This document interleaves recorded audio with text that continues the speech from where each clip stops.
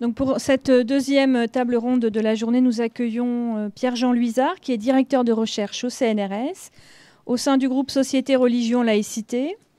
Il est historien, spécialiste d'histoire contemporaine des islams dans les pays arabes du Moyen-Orient, en particulier en Irak. Il a notamment écrit La question irakienne, qui est paru chez Fayard en 2002, La formation de l'Irak contemporain en 2002, Le choc colonial et l'islam à la découverte en 2006, Les transformations de l'autorité religieuse chez l'Harmattan en 2004, et Le piège Daesh, l'État islamique ou le retour de l'histoire. Oui, peut-être je vais ajouter deux ouvrages qui concernent plus précisément notre sujet d'aujourd'hui et qui sont accessibles gratuitement sur Internet. Ce sont deux ouvrages que vous pouvez trouver sur le site de l'édition de la maison d'édition de l'Université italienne de Romatre, R-O-M-A-T-R-E, tout est attaché. Il faut taper les deux noms des directeurs de publication, Anna Bozzo, B-O-2-Z-O, et le mien, Pierre-Jean Luizard. Donc il y en a un qui a été édité en 2015, qui s'intitule Polarisation politique et confessionnelle au Moyen-Orient, et l'autre qui date de juillet 2016 et qui est intitulé Vers un nouveau Moyen-Orient, et qui traite justement à partir des printemps arabes des logiques, des raisons qui font que le Moyen-Orient se divise à l'infini. Merci pour ces précisions. Donc la session... cette session va durer un petit peu plus d'une heure. Donc Pierre-Jean va s'exprimer pendant une demi-heure et nous aurons une demi-heure pour les questions. Voilà, je vous cède le micro. Merci.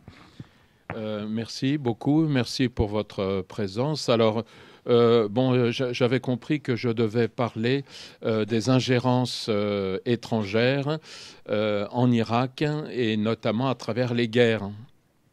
Donc j'avais préparé un discours sur les guerres, mais finalement je constate que c'est beaucoup plus large, et ça n'est pas un problème que ce soit plus large, puisque les trois guerres dont je vais parler, qu'on a l'habitude d'appeler les guerres du Golfe, la guerre Iran-Irak dans les années 80, la guerre suite à l'occupation du Koweït en 91 et la dernière guerre du Golfe en 2003 qui a vu l'occupation américaine de l'Irak. Ces guerres ont illustré l'effondrement d'un système post-colonial qui nous ramène en 1920 à la fondation de l'État irakien. Donc c'est la raison pour laquelle, quand on me parle d'ingérence étrangère en Irak, il y a un petit côté dérisoire, évidemment, puisque le peuple irakien, dans ses différentes composantes, n'a jamais pu, en plus d'un siècle, être disposé de son destin. Il a toujours été trahi par rapport aux promesses, notamment que les Alliés avaient faites aux Kurdes et aux Arabes à la suite de la Première Guerre mondiale. Et aujourd'hui, il est dans une situation d'emprisonnement dans des systèmes politiques qui ne sont pas réformables et qui font faillite sous nos yeux, avec l'immense hypothèque qu'il y a aujourd'hui une entente entre les pays voisins et les grandes puissances, Russie et États-Unis en tête, pour non pas tirer les leçons de l'effondrement de ces institutions et accepter de revoir le système étatique et frontalier en même temps que le système politique au Moyen-Orient, mais au contraire dans une politique militaire de restauration d'institutions qui sont les premières responsables des tragédies que l'Irak a connues. Alors ces tragédies, elles sont vite résumées, hélas, pour les Irakiens. Bon, je peux résumer la situation comme suit. Les Irakiens n'ont connu que quelques années de paix civile et de paix extérieure depuis 1920. Les Kurdes, notamment, ont été en guerre permanente avec l'État central, avec deux trêves. La première, lors du premier régime républicain du général Qassem, donc en 1958, entre 58 et 63, il y a eu une alliance avec les Kurdes qui a ramené la paix pendant quelques années.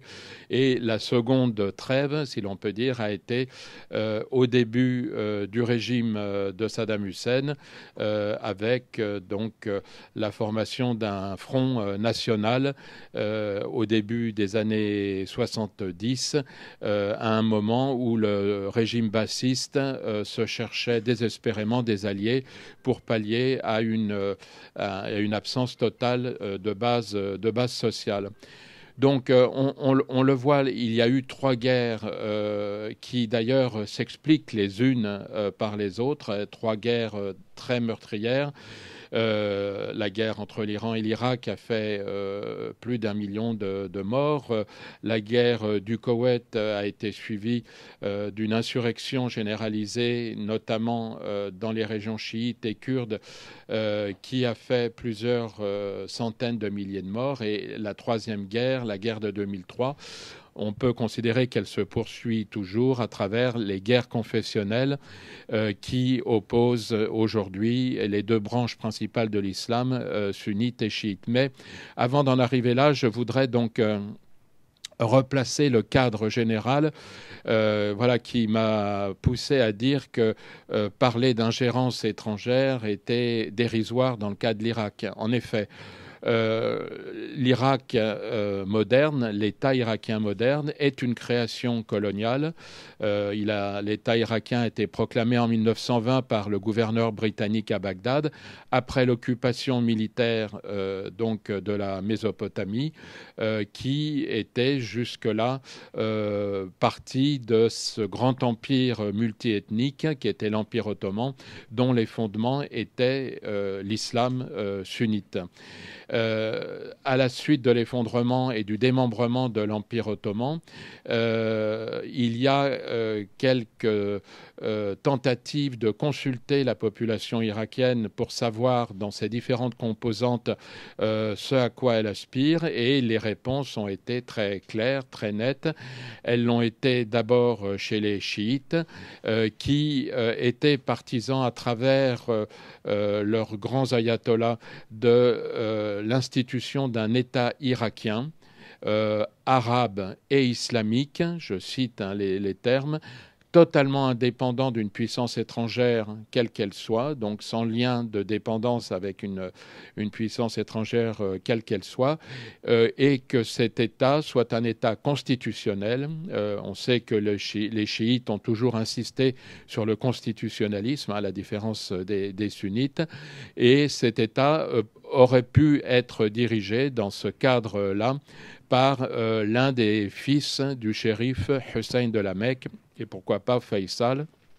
On sait que Faisal a été le premier roi d'Irak, mais hélas, il ne s'est pas conformé aux desiderata de la population dont il était le souverain, mais bien davantage aux ordres des représentants britanniques à Bagdad, qui lui ont fait accepter à la fois le mandat, donc le mandat britannique. Bon, je sais qu'on vous a parlé de la Syrie et du Liban ce matin, donc ça a été concomitant. Le mandat, la politique mandataire, on peut la considérer comme la dernière mouture du colonialisme. C'est-à-dire c'est un colonialisme limité dans le temps et dans l'espace. Il s'agissait donc, selon l'idéologie de l'époque, de conduire des populations qui n'avaient pas encore, disait-on, la maturité pour un développement national et démocratique, de les conduire sur le chemin de l'État-nation, sur le modèle européen et de la démocratie. Et pour cela, il fallait un tuteur. Le tuteur, c'était la France en Syrie et au Liban. Et en Transjordanie et en Irak, c'était donc la Grande-Bretagne. Ça, c'est c'est pour les intentions officielles, mais on sait que l'État irakien n'a pu se maintenir que par la force des armes britanniques, puisque les chiites, notamment, se sont opposés les armes à la main au mandat lors de la révolution de 1920. La révolution de 1920 a illustré le refus unanime d'une communauté qui fait près de 60% de la population irakienne de toute forme de dépendance, et c'est la défaite militaire du mouvement religieux qui va être suivie par une série d'autres défaites jusqu'en 1925 qui va permettre l'institution d'un État qui était le résultat d'une rencontre entre deux projets politiques. Il y avait le projet britannique qui était de dominer la vallée de l'Euphrate et du Tigre, surtout parce que ces vallées ont une importance stratégique sur la route des Indes. Pour les Britanniques, c'était les Indes qui étaient importants, et la conquête de l'Irak n'était pas tellement pour l'intérêt propre de l'Irak, mais pour assurer donc la sécurité de l'empire britannique des Indes. Donc rencontre entre le projet britannique et le projet politique d'élite issu d'une minorité, la minorité arabe sunnite, qui fait à peu près 20% de la population irakienne, qui, sans coup férir et sans transition, est passé du service de l'Empire ottoman au service du nouvel État irakien, notamment les militaires parmi eux, à partir d'une conception qui leur faisait exclure toute possibilité de ne pas à avoir le monopole du pouvoir dans le nouvel État. Les sunnites, les arabes sunnites à Bagdad dominaient le pouvoir depuis toujours, et donc il y a eu une passation d'allégeance d'autant plus facile, mais qui a eu des conséquences très graves. C'est-à-dire que nous sommes retrouvés en Irak confrontés à un État confessionnel à l'image du Liban, mais qui ne s'avouait pas comme tel. Au Liban, il y a eu le confessionnalisme politique avec ses 18 communautés, avec des quotas suivant l'importance démographique des communautés. En Irak, tout a été occulté. La seule discrimination qui apparaissait était la discrimination ethnique des Arabes contre les Kurdes, puisque en 1925, contre l'avis des Kurdes également, qui avaient pris les armes, non pas contre le mandat, mais pour échapper à la tutelle d'un État qui se définissait comme arabe, les Kurdes donc se sont révoltés durant toutes les années 1920 pour que les alliés, et notamment la Grande-Bretagne, respectent les promesses qui avaient été faites d'un État kurde indépendant. Et ça a été en pure perte, puisque le Kurdistan, les mouvements kurdes ont été matés militairement par l'armée irakienne et par l'armée britannique. Et il faut dire que l'armée irakienne, qui a été fondée en 1921, aura pour tâche première de seconder l'armée britannique contre les chiites, notamment contre les tribus et contre les Kurdes, et que cette mission de répression intérieure va rester une des missions premières de l'armée irakienne, puisqu'on va voir qu'il va y avoir une guerre quasi permanente au Kurdistan. Et à partir des années 60, le mouvement religieux chiite renaissant va redonner à l'armée irakienne ce rôle qu'elle avait eu dans les années 1920 et 1930, c'est-à-dire d'un outil de répression au service d'un pouvoir qui était un pouvoir confessionnel, mais qui ne s'avouait pas comme tel. Pourtant, j'insiste là-dessus, à la différence de la Syrie, où la France n'avait pas fondé un État confessionnel, l'État irakien moderne est bien un État sunnite. Il est un État sunnite non seulement dans sa composition, puisque les chiites et les Kurdes en ont été exclus pratiquement en permanence et totalement, et il était également un État sunnite dans sa conception. C'est-à-dire qu'en insistant sur l'arabisme et le panarabisme, les dirigeants de l'État irakien reprenaient une idéologie qui était pratiquement inconnu en Irak. Il y avait en Irak à l'époque un fort sentiment d'arabité, al-uruba en arabe, mais le sentiment d'un exclusivisme ethnique, d'un nationalisme arabe était totalement inconnu. Et la meilleure preuve en est que les chiites d'Irak, à 90% arabes, avaient pour dirigeants politiques et religieux des grands ayatollahs dont l'immense majorité était persans d'origine et de nationalité. Et les élites arabes sunnites d'Irak vont toujours avoir ce penchant de parler au nom d'une grande nation arabe où ils sont majoritaires, afin de traiter les chiites majoritaires dans le cadre de l'Irak comme une minorité, et pour faire oublier le fait qu'eux étaient minoritaires. Mais ce discours panarabiste des élites sunnites ne sera jamais, c'était une simple rhétorique, parce qu'à chaque fois que l'unité a été à portée de main, on le sait, comme en Syrie, les nationalistes arabes, en fait, n'avaient pour objectif que le contrôle de l'État local et non pas une grande nation arabe qui aurait transformé l'Irak et la Syrie en province égyptienne, hein, puisque l'Égypte était le grand donneur d'ordre dans ce mouvement nationaliste arabe, qu'il s'agisse des Nassériens ou des bassistes. Et donc, on va voir ce jeu de dupes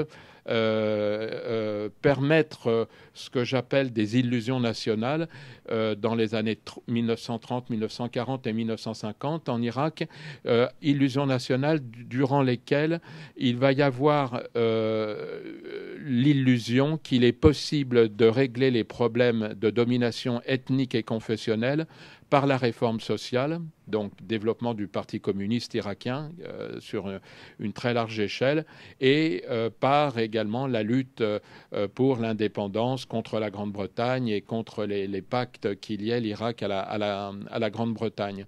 Et ce n'est seulement qu'à la fin des années 1950 qu'il va y avoir un retour à ce que j'ai appelé dans mon livre la question irakienne, c'est-à-dire un rapport de domination ethnique des Arabes sur les Kurdes et confessionnel des Sunnites sur les Chiites, avec le réveil d'un nouveau mouvement religieux qui va aboutir à la révolution islamique en Iran. Je rappelle que l'imam Khomeini a été, durant les années 60, en grande partie en exil à Nadjaf, et que c'est depuis l'Irak qu'il va préparer la révolution islamique dans son pays d'origine.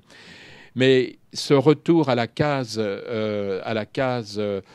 départ, hein, je dirais, de cette prise de conscience du fait que finalement les réformes sociales et la lutte contre l'influence étrangère ne permettent pas de résoudre les questions sociétales extrêmement brûlantes auxquelles était confronté l'Irak.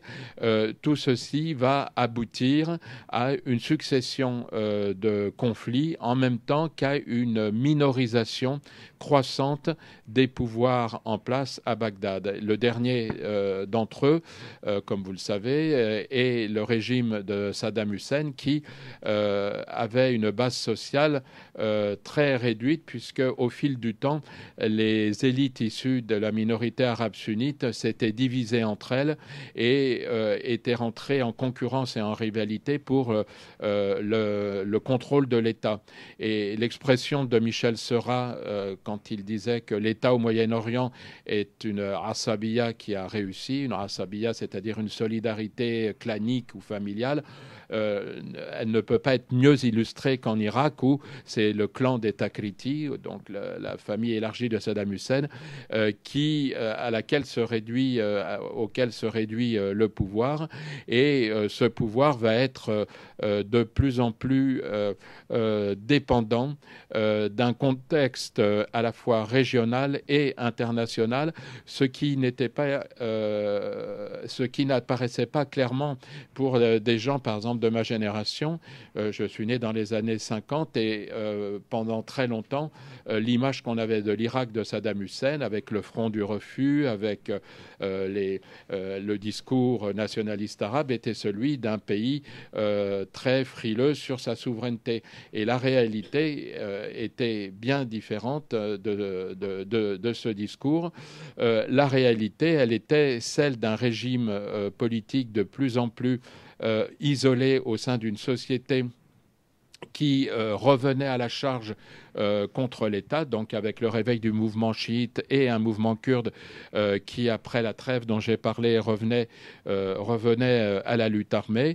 Et dans les années 70, se développe en Irak une situation jugée mortelle par le pouvoir de Saddam Hussein, où l'on voit une guerre civile larvée avec le mouvement chiite, le mouvement religieux chiite renaissant, et avec les Kurdes.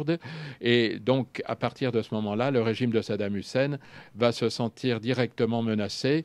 Sur ces entrefaites, la révolution islamique en Iran achève de convaincre les élites autour de Saddam Hussein au pouvoir à Bagdad qu'il n'est plus possible de se maintenir en place si le régime de Bagdad n'entreprend pas, d'une part, une guerre pour sauver et exporter au-delà de la frontière irako-iranienne la guerre civile interne à l'Irak, et d'autre part pour solliciter le soutien des grandes puissances et notamment des puissances occidentales.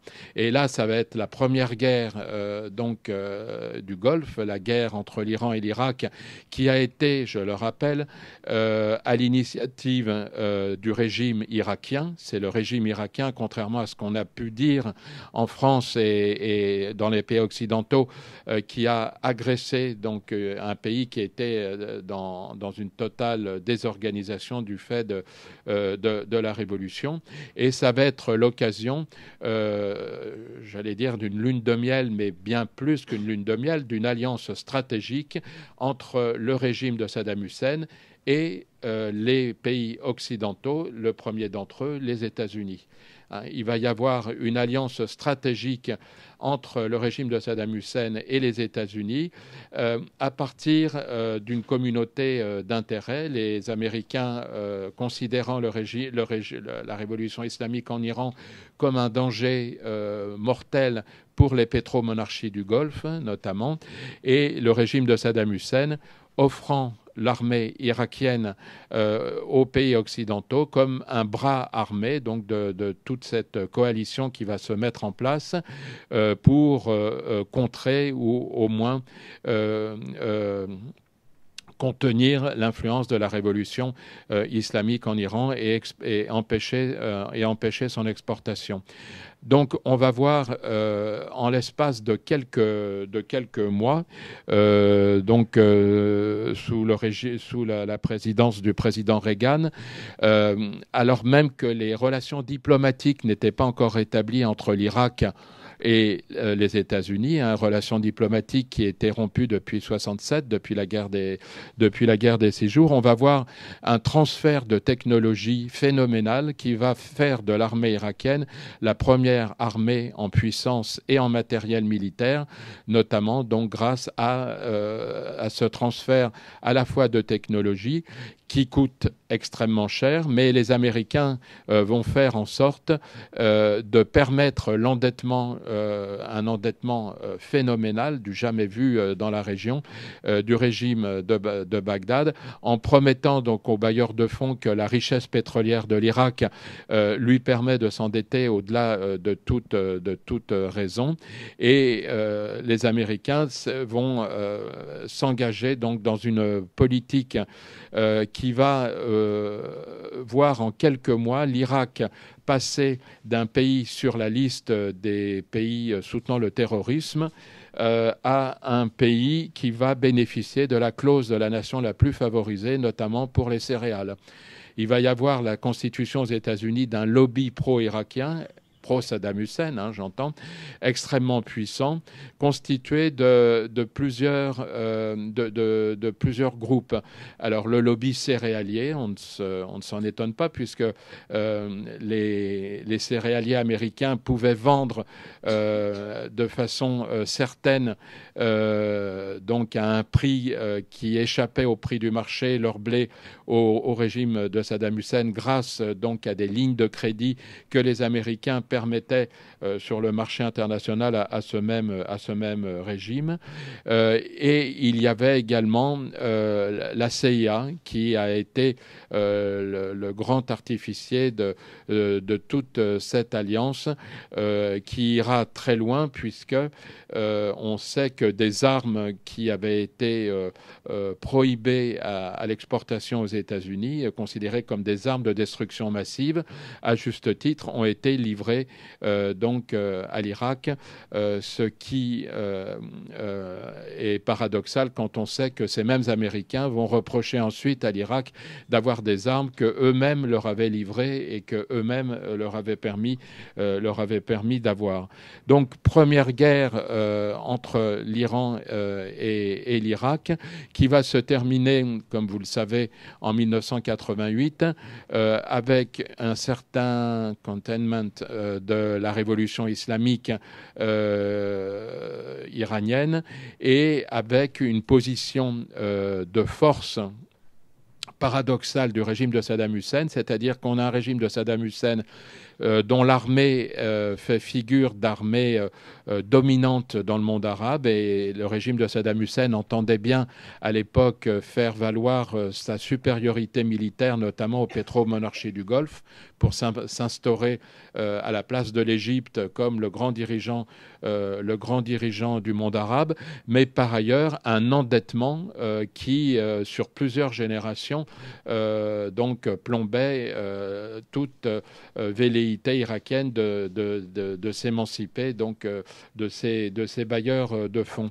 Et là, on va voir à nouveau un jeu de dupes des Américains, puisque les Américains vont, à partir du moment où l'armée irakienne avait rempli son office, hein, si l'on peut dire, de contenir la révolution islamique en Iran, les Américains vont s'inquiéter de l'influence de l'Irak, de Saddam Hussein, et notamment de ses velléités de vouloir régenter le Golfe, d'être le nouveau gendarme du Golfe.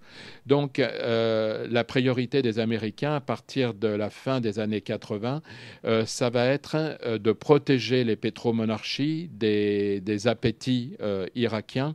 Et quoi de plus facile pour un pays que les Américains avaient poussé à travers un armement totalement outrancier et totalement endetté que donc d'exercer des pressions sur lui.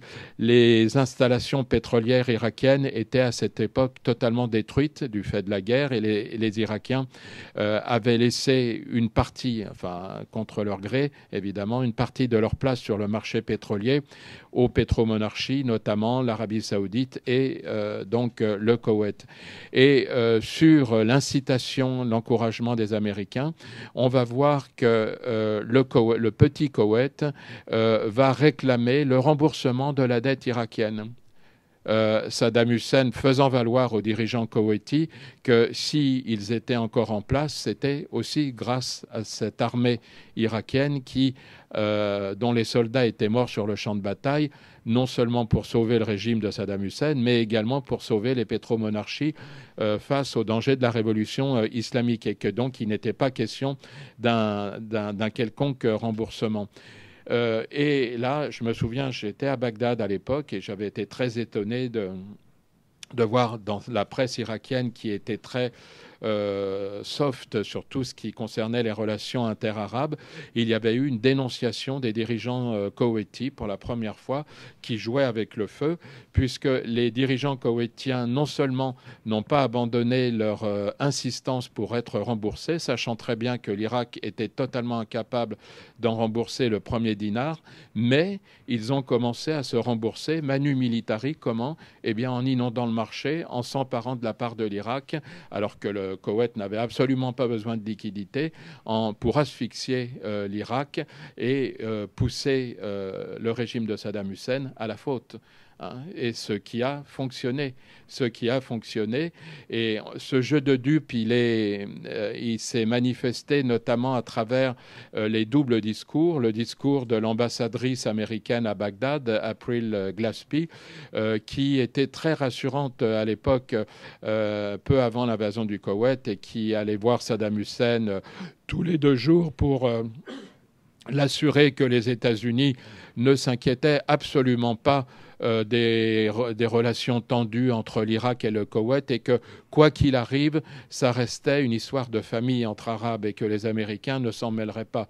C'était une histoire entre Arabes, et donc les Américains,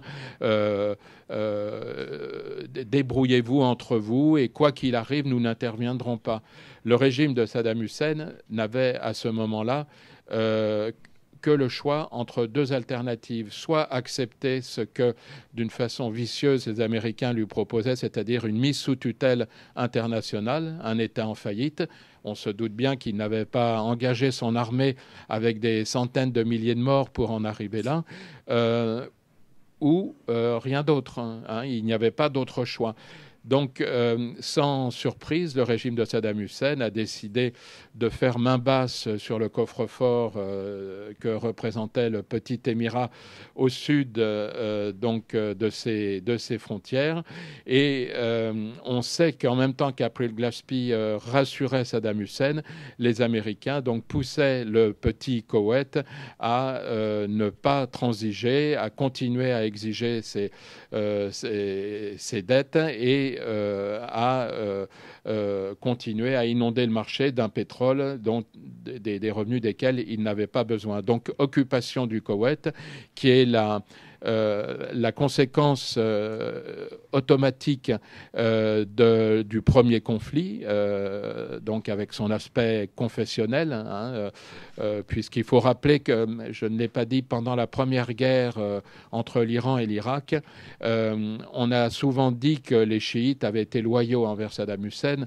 Il suffit d'aller à Téhéran, dans le grand cimetière des martyrs de Behesht Zahra, pour voir les dizaines de milliers de tombes de moudjahidines irakiens, chiites, qui sont morts du côté iranien.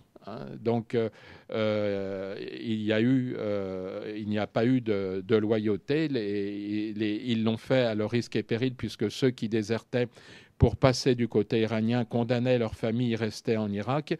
Mais il y a eu une participation qui n'était pas symbolique, ce qui montre bien que la guerre Iran-Irak était une prolongation d'un conflit interne donc à l'Irak, et notamment d'un conflit confessionnel. Donc, seconde guerre du Golfe, qui est avec l'occupation du Koweït et la défaite militaire de l'Irak, et la défaite militaire de l'Irak, la conséquence donc de ce premier conflit et du conflit confessionnel. Et là, on va encore voir un jeu de dupes des Américains, puisque l'armée irakienne en déroute, rebroussant chemin en évacuant le Koweït, on va voir 15 des 18 provinces irakiennes se soulever, et notamment les provinces à majorité chiite et kurde. Donc on est en février-mars 1991, et on va voir 15 de ces 18 provinces échapper au contrôle du régime de Saddam Hussein, puisque l'armée, le principal outil de répression, n'était plus en mesure d'agir. Et alors que tout le monde s'attendait à la chute prochaine du régime irakien, que se passe-t-il? On va voir que le général Schwarzkopf, à la frontière entre l'Irak et le Koweït, va envoyer des signaux à la garde républicaine, les unités d'élite de l'armée irakienne, qui étaient totalement en déroute, pour signifier au régime de Saddam Hussein que s'il voulait réprimer l'intifada, donc chiite et kurde, il pouvait le faire quelles que soient les conditions. Ce que ne va pas manquer de faire Saddam Hussein, puisqu'il va donc gazer les Kurdes au nord, il va gazer les chiites au sud, et les Américains vont assister l'arme au pied à l'écrasement de l'intifada. Bon, on pense que la répression du soulèvement de février-mars 91 a fait entre 150 et 300 000 morts, essentiellement dans les régions chiites.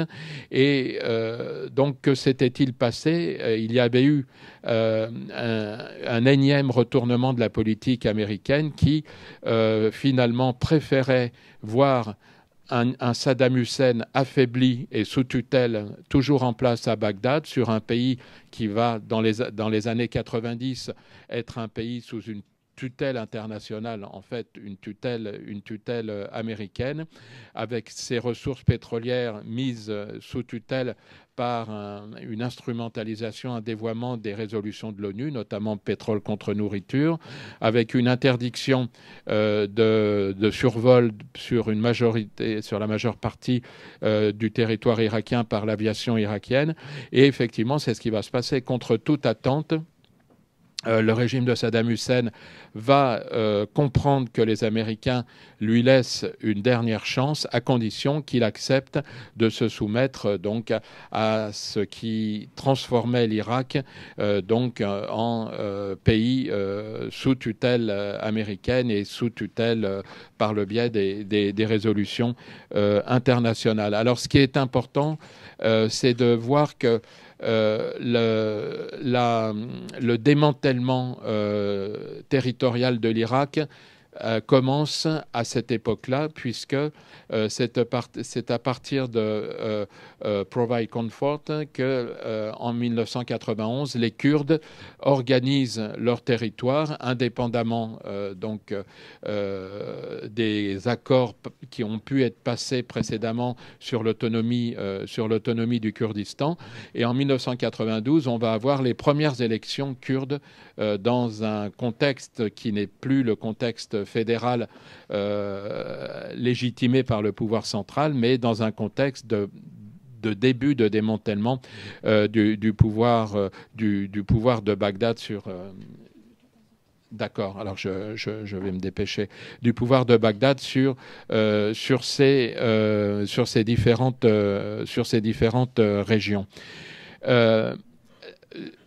Sur ces entrefaites arrivent les attentats du 11 septembre qui vont pousser l'administration américaine, l'administration Bush, à revenir une fois de plus sur cette tactique de louvoiement incessant qu'elle avait adoptée vis-à-vis d'un régime qui l'avait beaucoup servi, que ce soit contre l'Iran ou dans le fait de la mise sous tutelle de l'Irak, et dans le caractère totalement irrationnel et illogique qui a prévalu après les attentats du 11 septembre, on va voir qu'après Al-Qaïda et après Ben Laden, la nécessité de désigner un bouc émissaire va conduire cette même administration à désigner du doigt donc un régime irakien qui pourtant avait beaucoup servi les Américains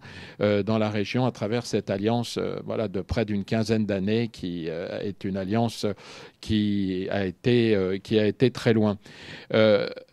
Là encore, jeu de dupes, puisque les Américains commencent à adresser des accusations contre le régime de Saddam Hussein dont elles savaient très bien qu'elles étaient fausses.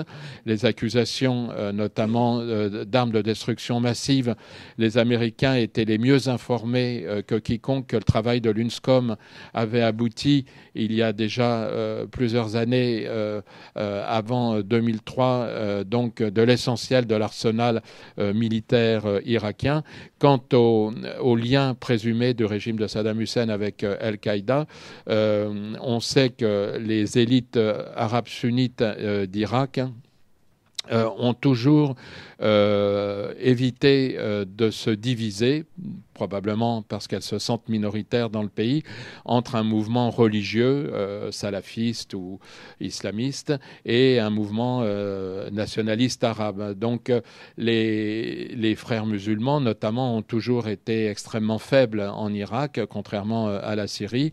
Et les seuls liens dont on aurait pu accuser le régime de Saddam Hussein avec la mouvance d'Al-Qaïda concernaient certains contacts qui ont eu lieu dans les années 90 entre le régime de Bagdad et un petit émirat salafiste qui s'était installé autour de Halabja, avec à sa tête le Mollah Krekar, qui était un mollah kurde, salafiste, réfugié en Suède.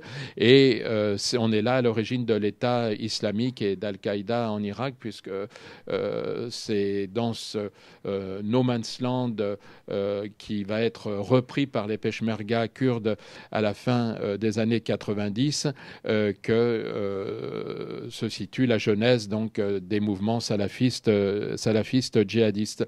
Donc 2003, comme vous le savez, troisième guerre que j'appelle troisième guerre du Golfe, chute du régime de Saddam Hussein, avec cette fois-ci chute du premier État irakien et de ce système politique institué par les Britanniques en 1920 qui donnait le monopole du pouvoir donc à des élites issues de cette minorité. Désormais, les Américains, dans l'urgence, tentent de reconstruire un système politique et ils ne peuvent le faire qu'en s'adressant qu'aux exclus du système précédent, c'est-à-dire les chiites et les Kurdes, avec le grand handicap qu'il est beaucoup plus facile pour une puissance étrangère de dominer un pays à travers des minorités qu'à travers des majorités. Et là, on était bien dans le cas de majorité, notamment d'une majorité chiite qui était tout sauf encline à considérer l'Amérique comme un allié fiable. Et donc, on va voir que là où le premier système politique qui a conduit à ces trois guerres et aux ingérences étrangères a mis un peu plus de 80 ans à s'effondrer, le second système politique va prendre l'eau très rapidement, puisqu'on va voir que d'une part, le Kurdistan, dès 2003-2004, va s'engager sur la voie d'une indépendance inavouée, tandis que dans les relations entre sunnites et chiites, l'exclusion, la marginalisation, puis l'exclusion de la communauté arabe sunnite qui ne pouvait pas trouver de place dans un système à la libanaise, où finalement les uns et les autres étaient promus politiquement, non pas en fonction de leur appartenance politique, mais de leur appartenance communautaire. Les Arabes sunnites vont louvoyer pendant une petite dizaine d'années pour essayer de trouver une place entre Al-Qaïda, les conseils de réveil. À partir de 2011, un printemps arabe sunnite contre la marginalisation de leur communauté.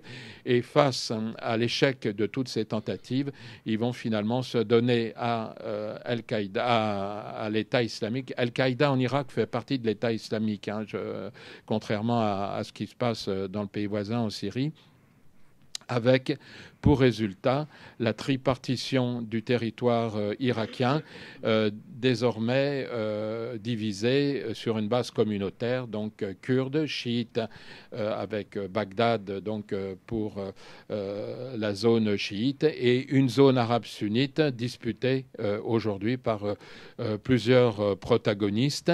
Et je conclurai donc en disant que la restauration de ce système politique, encore une fois la libanaise, basée sur un communautarisme politique qui ne s'avoue pas, à travers un fédéralisme dévoyé, puisque le fédéralisme, en fait, est la légitimation d'une partition du pays. On le voit, la façon dont la Constitution de 2005 a été totalement instrumentalisée.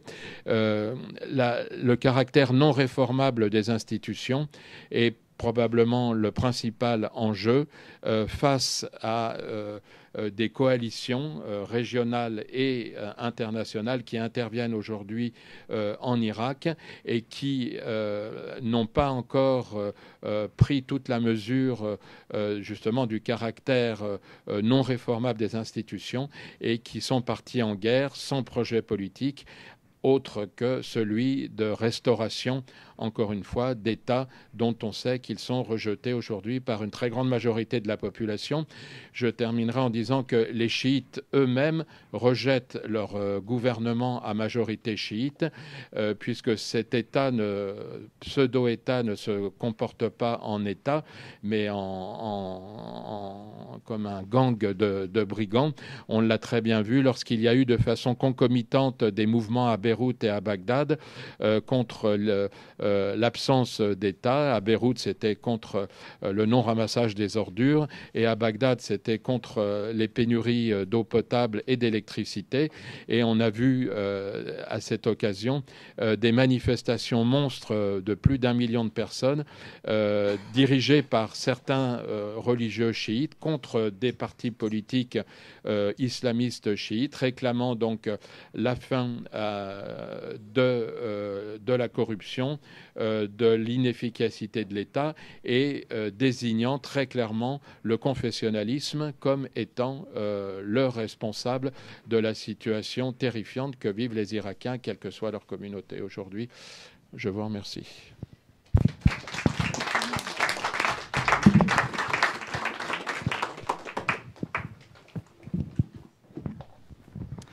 Bravo, merci beaucoup pour cet exposé très dense et également très, très éclairant. Alors, compte tenu pour laisser à la salle le maximum de temps pour poser les questions, je squeeze la mienne. Et donc, je passe la parole à la salle pour la première question. Alors, est-ce que vous souhaitez répondre question par question ou on groupe les questions et vous répondez? Qu'est-ce que vous souhaitez? Oui, je vais essayer de question par question. OK. Une première question, monsieur. Merci. Donc, en fait, cette opposition entre le peuple et les ingérences extérieures, vous le voyez comment en perspective et je veux dire, aujourd'hui, les scénarios sont plutôt des scénarios où l'ingérence, elle se fait encore beaucoup plus présente, notamment avec les États-Unis qui reviennent sur une politique... voilà.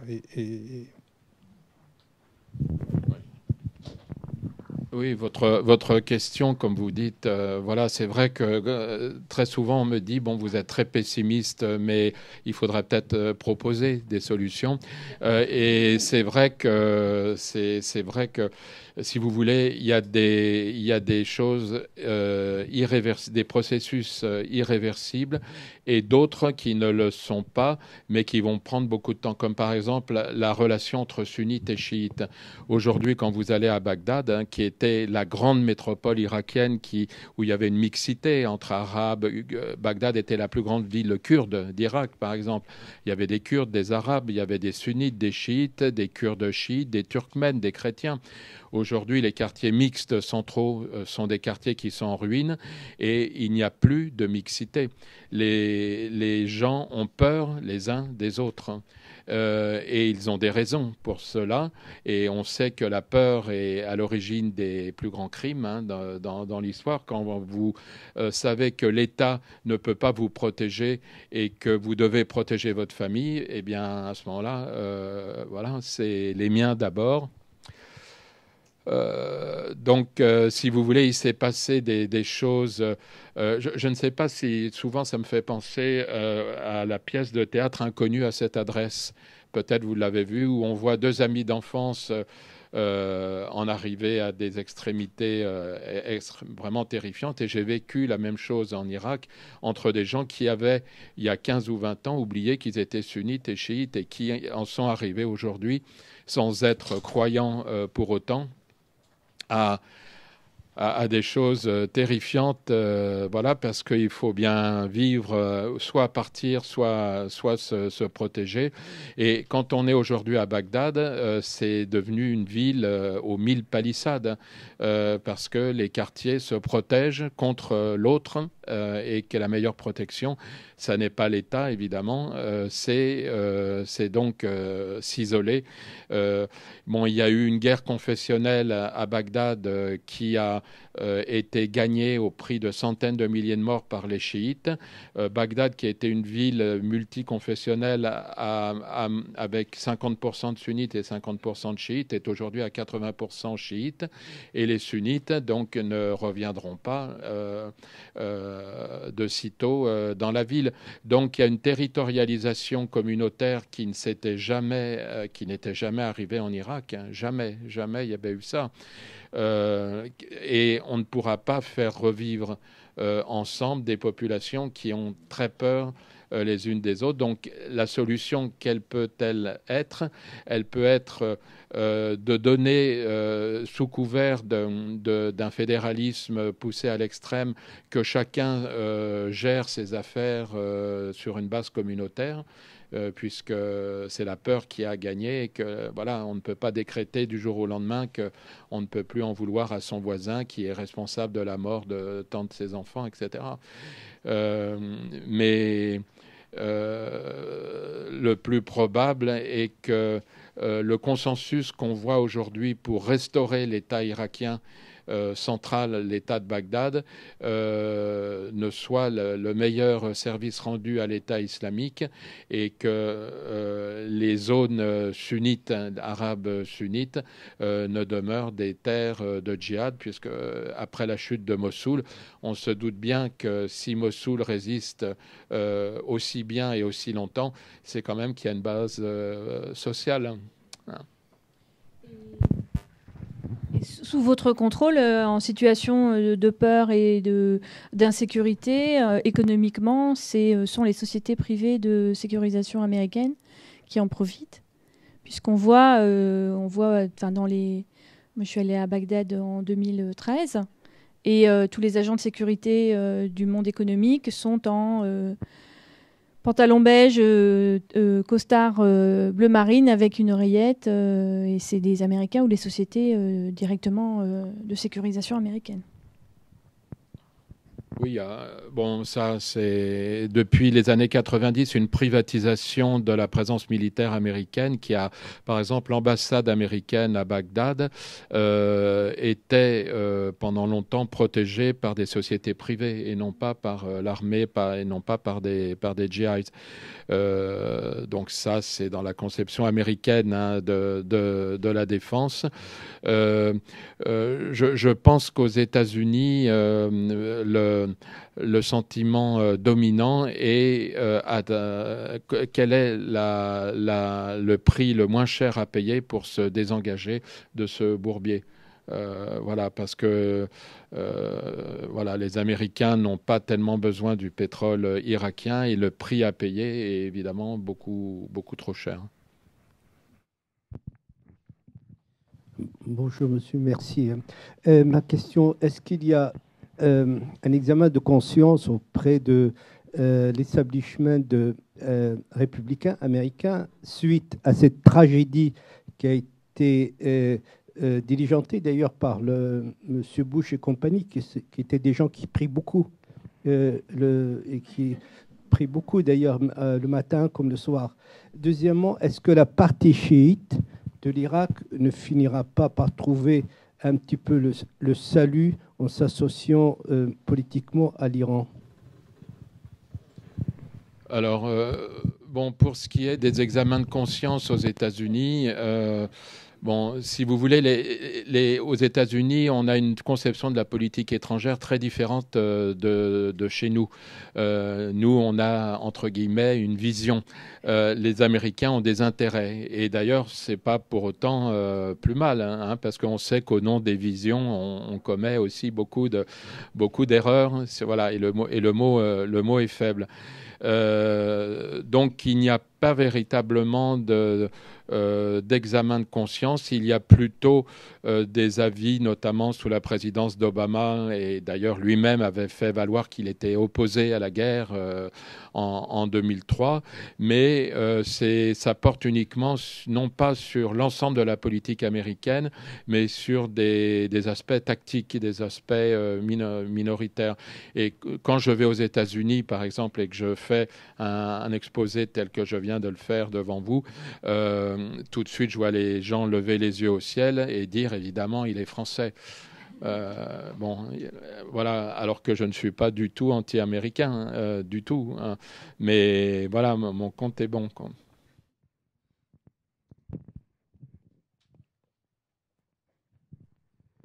Oui, rétrospectivement, là, quand on constate le chaos, parce que effectivement, vous n'avez pas mentionné, mais en fait, le nettoyage ethnique a déplacé des millions et des millions de personnes en Irak, notamment des sunnites qui d'ailleurs s'étaient accumulés bien avant 2011 en Syrie, au sud de Damas et autres.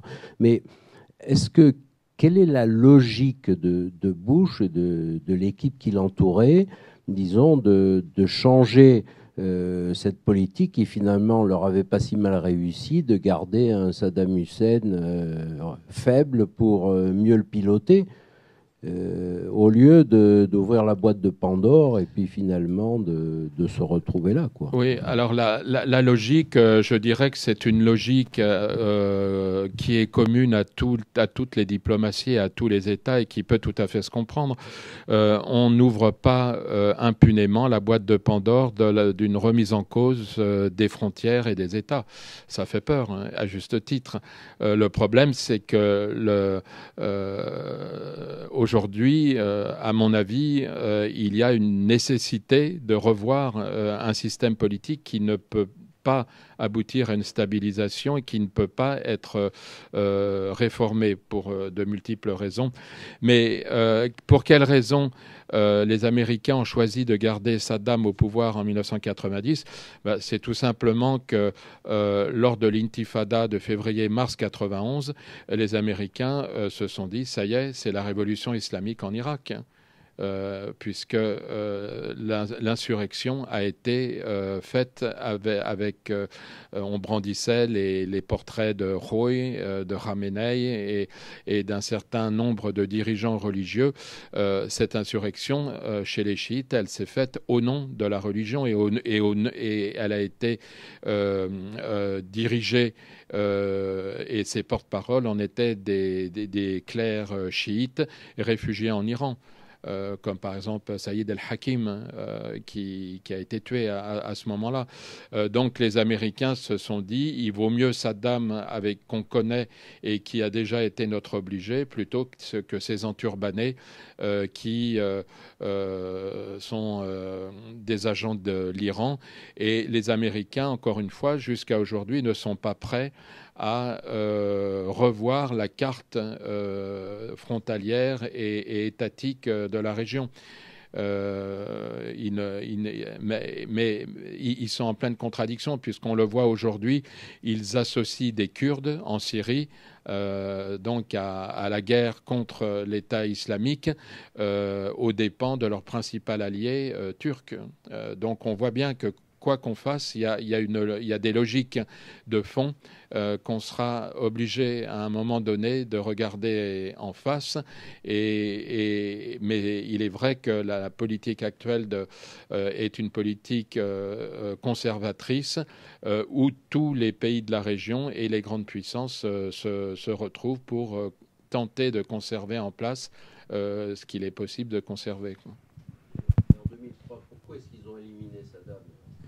En 2003, je l'ai dit, ça a été contraire à l'opinion des principaux lobbies qui étaient concernés aux États-Unis par le dossier irakien, notamment le lobby militaire qui mettait en garde contre le danger d'un effondrement de l'État irakien, le lobby céréalier qui voulait continuer évidemment à faire des affaires à travers la clause de la nation la plus favorisée, et même le lobby juif aux États-Unis était opposé à la guerre mettant en garde les dirigeants américains contre les conséquences de déstabilisation de toute la région. Donc c'est bien parce que à cette époque, à la suite des attentats du 11 septembre, il y a eu une sorte d'irrationalité qui a dominé la politique américaine, si bien on le voit très bien, puisque les gens qui mettaient en valeur les raisons pour lesquelles il fallait rentrer en guerre contre Saddam Hussein savaient pertinemment que les accusations américaines étaient fausses. Hein. Colin Powell, par exemple, voilà, mais beaucoup ont fait semblant de croire à leurs mensonges, alors que, encore une fois, les mieux informés au monde de l'état de l'arsenal militaire irakien étaient les Américains, grâce à l'UNSCOM, mais aussi grâce au fait qu'ils étaient sur place en Irak. Donc en 2003, c'est une guerre irrationnelle qui a été liée à l'accession au pouvoir d'un certain nombre de groupes liés aux néoconservateurs, avec tout ce que ça a effectivement d'effrayant de voir une grande puissance susceptible de déstabiliser une région entière sur, on ne va pas dire un coup de tête, mais avec des arguments aussi illogiques, et alors que les principaux intéressés aux États-Unis, je me souviens, j'étais en 2003, un peu avant la guerre, à Washington, et une grande partie de l'establishment politique américain, démocrate comme républicain, était opposé à la guerre à l'époque, en prévoyant ce qui allait se passer.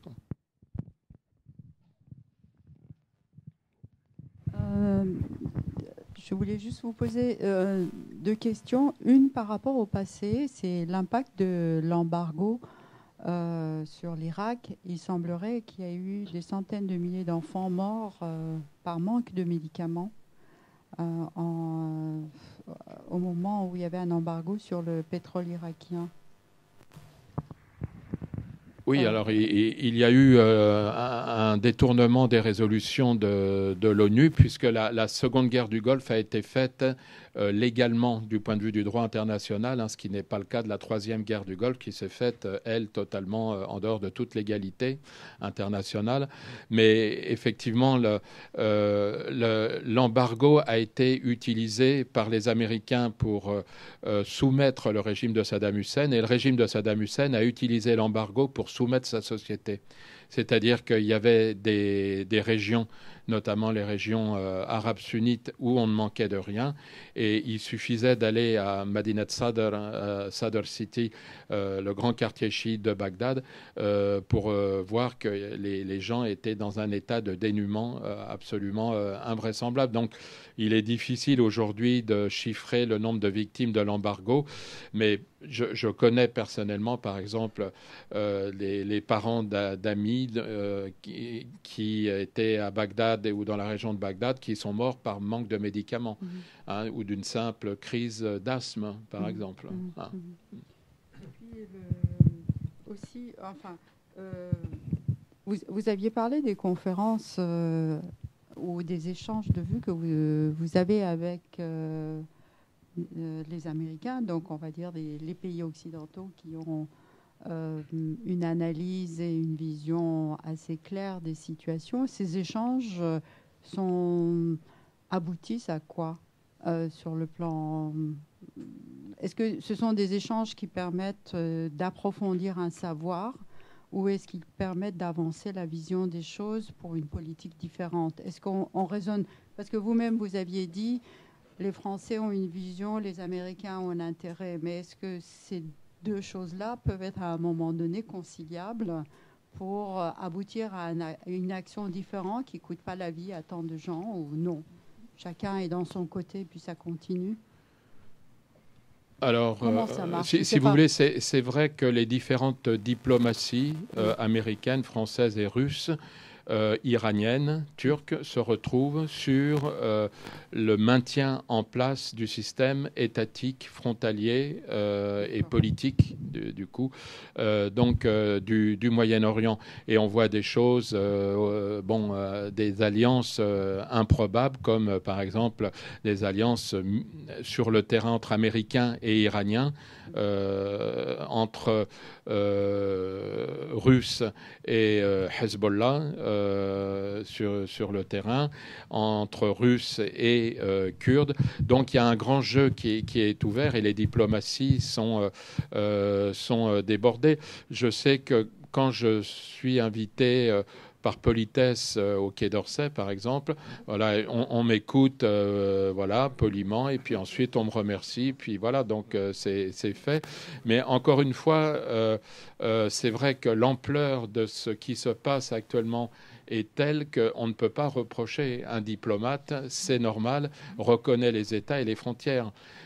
Combien de temps et de tragédies va-t-il falloir pour réaliser qu'il vaut mieux prendre un mal à la racine parce qu'il n'y aura pas de stabilisation ni avec le régime de Bachar el-Assad, ni avec le régime de Bagdad, qui ne reviendra pas à Mossoul, qui n'arrivera jamais à pacifier Mossoul. Et par rapport à la Turquie, actuellement, la Turquie a de très mauvaises relations. Par rapport à l'Europe. Est-ce que le positionnement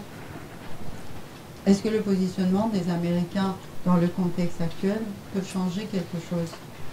Parce que c'est un grand allié et il y a des perspectives différentes par rapport à la situation actuelle. Alors, c'est vrai que j'ai parlé des États arabes, mais l'un des États qui est aujourd'hui le plus fragilisé, en dehors des États arabes, c'est la Turquie, parce que la Turquie joue son identité. On sait que la turcité, être turc, c'est être musulman, sunnite. Donc les Kurdes posent une question. On se doute aussi que la boîte de Pandore est ouverte et que le diable kurde ne va pas revenir dans sa boîte, surtout avec l'émergence de régions autonomes kurdes quasi indépendantes en Irak. Et puis il y a aussi la question confessionnelle, désormais, avec l'émergence de revendications alévis. Qui étaient traditionnellement à travers des revendications de droits civiques et à travers des revendications liées à la gauche et syndicale notamment, et kémalistes aussi. Mais aujourd'hui, les Alévis qui ne sont pas reconnus, qui font entre 20 et 25% de la population turque quand même, qui ne sont pas reconnus officiellement, posent un challenge, un défi énorme aux dirigeants turcs qui ne peuvent pas reconnaître l'alévisme sous peine de diluer l'identité turque, puisqu'on sait que cette identité, comme beaucoup d'identités, est totalement artificielle et qu'elle a été forgée, elle a été faite au forceps par Mustafa Kemal à partir de gens d'origine très diverses. Alors, est-ce à dire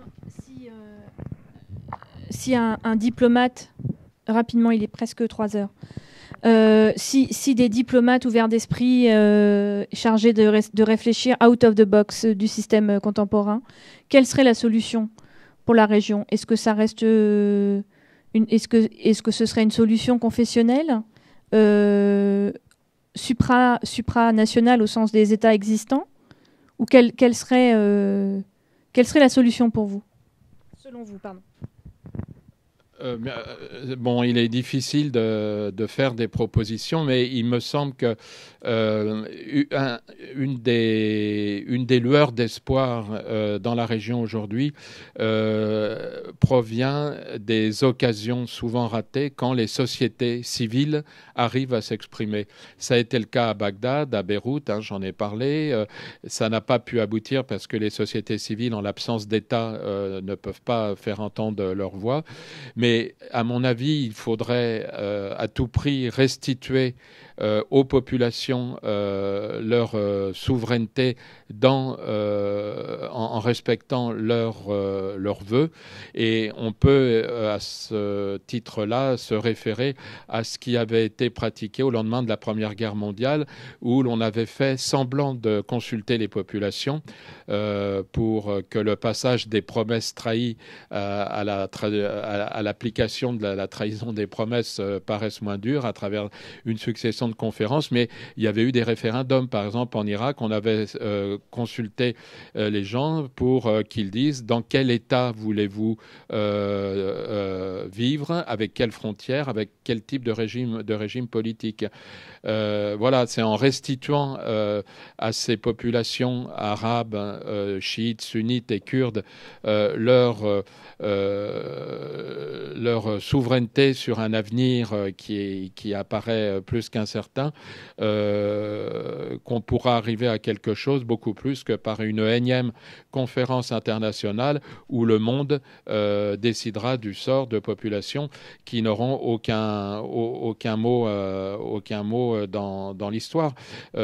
Par exemple, la conférence de San Remo en 1920, elle a décidé du sort du Moyen-Orient sans un seul délégué arabe. Faut quand même... Donc, on ne peut pas s'étonner qu'il y ait eu après des problèmes entre les sociétés et des États qui ont été fondés par la force et sans aucune consultation. Donc, je pense que la réponse des Kurdes en Irak sera... alors, les dirigeants kurdes brandissent le spectre de l'indépendance comme un moyen de chantage par rapport à Bagdad. En revanche, la société kurde, je crois, majoritairement en Irak, est tout à fait consciente du fait que les Kurdes n'ont pas les moyens de leur indépendance. Et il y a un épouvantail quand on est au Kurdistan. On leur dit, mais si, regardez l'Arménie, par exemple. Alors, aussitôt, ça fait pousser les hauts cris parce que c'est, voilà, vous appelez ça une solution, un État corrompu, dominé par les Russes, etc. Donc, une majorité de la population kurde, il me semble, serait favorable à un fédéralisme, à une sorte d'indépendance inavouée du Kurdistan, où les Kurdes auraient le beurre et l'argent du beurre, si l'on peut dire, c'est-à-dire auraient des représentants à Bagdad, mais sans en avoir les contraintes, comme c'est le cas aujourd'hui. Bagdad n'a aucun moyen sur la politique intérieure des dirigeants kurdes. L'armée irakienne n'a pas le droit, par exemple, d'intervenir au Kurdistan, alors que c'est une armée soi-disant nationale. Par contre, les peshmerga kurdes, eux, ne se gênent pas pour intervenir près de Mossoul et dans d'autres endroits. Donc, il y a beaucoup de problèmes qui sont en suspens. En ce qui concerne les relations confessionnelles entre sunnites et chiites, là, c'est le grand mystère. C'est le grand mystère, mais il me semble que la grande fitna, la grande discorde entre sunnites et chiites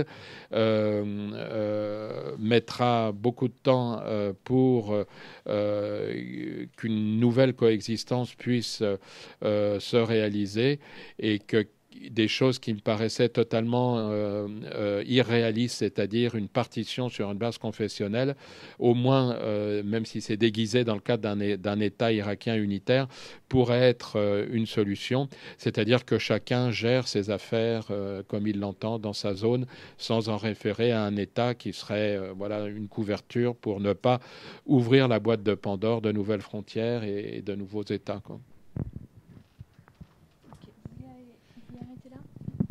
S'il y a encore une question, peut-être la dernière, et puis après... Il est 5. Voilà, on va dire si... Encore une question, une dernière question? C'est une bricole cette fois-ci. Vous dites que les Kurdes irakiens n'ont pas les moyens d'assurer leur autonomie. Ils n'ont pas de pétrole sur leur... tout dépend de l'étendue du Kurdistan. pourquoi les Kurdes aiment autant Kirkouk? Oui. C'est une grande ville, mais c'est une ville multiethnique où au fil du temps, il y a eu des majorités arabes, des majorités kurdes. Voilà, donc c'est une ville, à mon avis, qui mériterait de rester multiethnique et non pas les Kurdes ont fait ce que Saddam Hussein a fait quand il était au pouvoir, c'est-à-dire qu'ils ont chassé beaucoup d'Arabes. Hein, beaucoup d'Arabes de Kirkouk se sont réveillés un beau matin avec un Ain sur leur porte, à l'image de ce que Daesh a fait avec les chrétiens en mettant des nouns pour dire qu'ils étaient chrétiens et qu'ils n'avaient plus le droit de revenir. Donc les Kurdes, effectivement, n'ont pas de ressources pétrolières, sauf s'ils s'emparent des champs pétroliers de Kirkouk et d'une partie de la plaine de Mossoul. On est donc là en plein, s'il y a une territorialisation, il y aura le problème des frontières dans des régions qu'on appelle les régions disputées.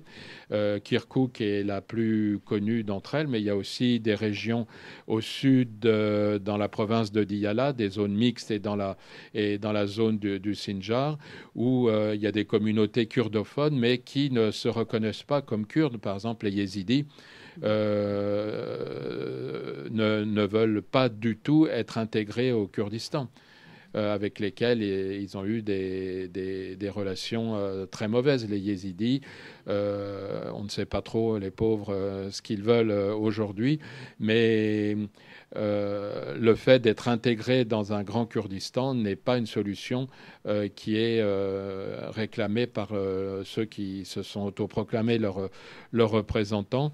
Donc c'est cette conscience-là qui fait qu'une grande partie de la société civile kurde, notamment le mouvement Goran, qui est aussi une lueur d'espoir au même titre que les mouvements dont j'ai parlé à Bagdad et à Beyrouth. Le mouvement Goran a très clairement dénoncé les appels de Barzani à l'indépendance en disant c'est une fiction, nous n'avons pas les moyens, sauf à rentrer en guerre contre nos voisins arabes, nous n'avons pas les moyens aujourd'hui d'une indépendance qui ferait que le Kurdistan serait un État totalement sans ressources, quoi. La demande d'intervention des Peshmerga dans cette région, est-ce que ne favoriserait pas justement à se centrer, pas centrer, mais en fait donner une forme de pouvoir aux Kurdes pour asseoir leur autorité? Parce que visiblement, finalement, il y a des stratégies un peu différentes. On ne sait pas exactement. Oui, alors il y a aussi le fait que l'ouest des régions disputées est dominé par des groupes kurdes hostiles à Barzani et liés aux Kurdes de Syrie.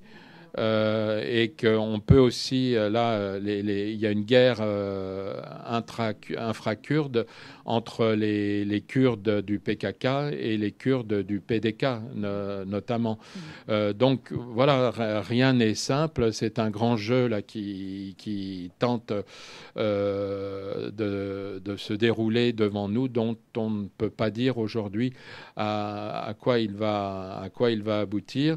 Mais toujours est-il que voilà, c'est intéressant de montrer qu'il y a eu quand même au Kurdistan, qui était très en retard sur la partie arabe de l'Irak en matière de société civile et de développement d'une société civile, qu'il y a maintenant, ça c'est un des points positifs de l'autonomie, émergence de nouvelles élites cultivées, notamment à Soleimaniye, qui entendent dénoncer la politique kurde telle qu'elle est pratiquée par Barzani et qui font valoir que les Kurdes d'Irak n'ont pas d'avenir en dehors de l'Irak aujourd'hui. Voilà. Merci. Qu'est-ce que le Aïn avait dit? Le Aïn qu'ils mettent sur les portes. Le Aïn arabe. Et nous, c'est quoi exactement? Et le Noun nazaréen, chrétien. Merci beaucoup.